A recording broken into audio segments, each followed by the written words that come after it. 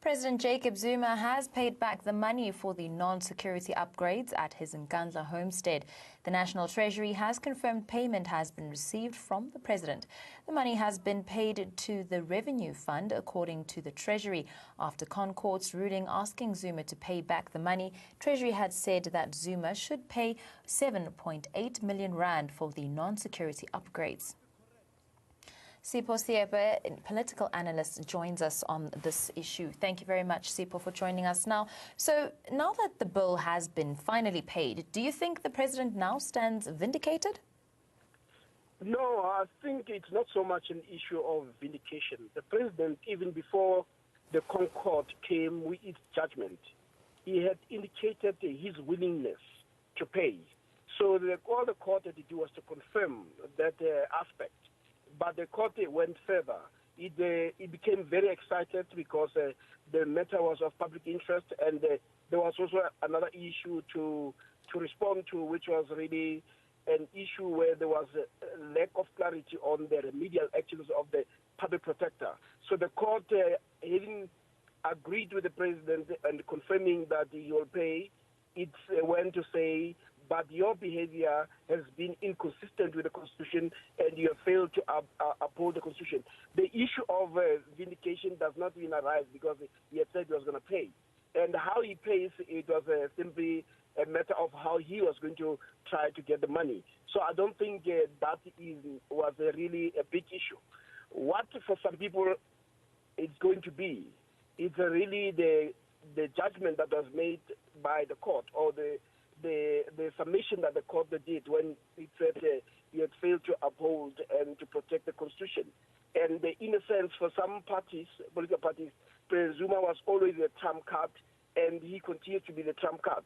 Actually, some of them seem to exist simply to deal with President Zuma, well, instead of dealing with some of the bigger issues that you are actually facing in this country. Now, the opposition had targeted the president on the Nkandla money. Do you think this repayment silences the opposition parties and Zuma's critics? No, it's not going to silence them. If he's a trump card, they will find other things to do and to say about him. And that's why I say some parties, they are unable to get into the public platform to deal with the biggest challenge that we face, which are issues of poverty, inequality, and unemployment.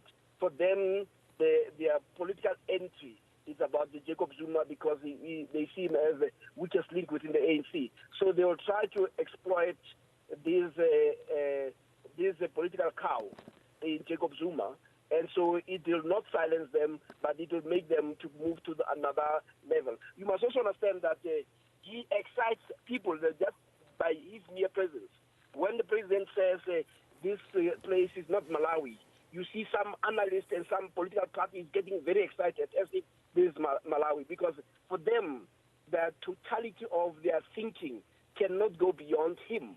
So we should not expect that his critics will stop challenging him. But we must also accept another thing, that even within the ANC, there are some people who have always been anti him since 2007. Those who have not who are still suffering from the hangover of Polokwane. Those are still the same people who are saying he must step down as a result of the Concord judgment. So I don't think the critics are going to be silenced, and I don't think they're going to say, now let's move to something else, because they have nothing to offer this country other than to criticize Jacob Zuma.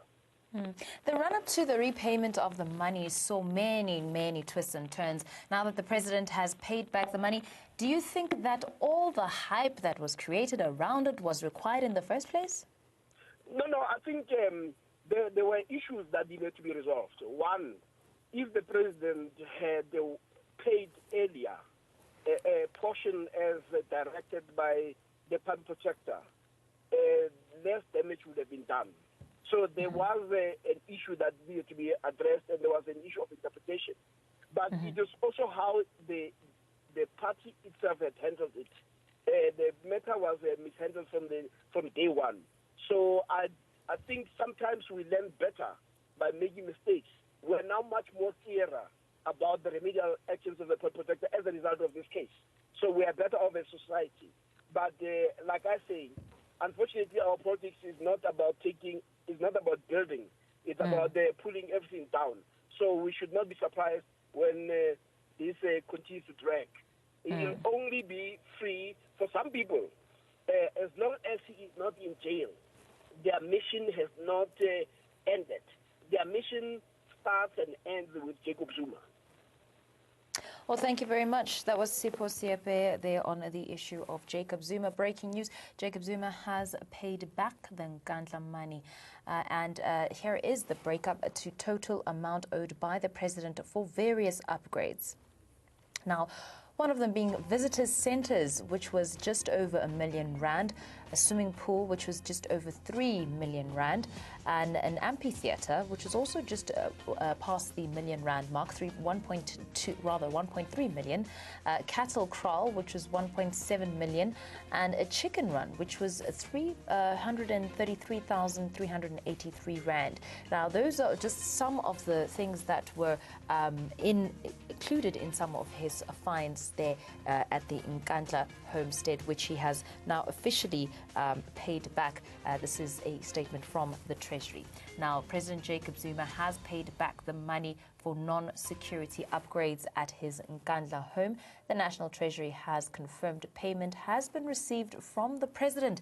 The money has been paid back to the Revenue Fund, according to the Treasury. After ConCourt's ruling asking Zuma to pay back the money, Treasury had determined that Zuma pay back 7.8 million rand for the non-security upgrades out of the 200 million that was spent.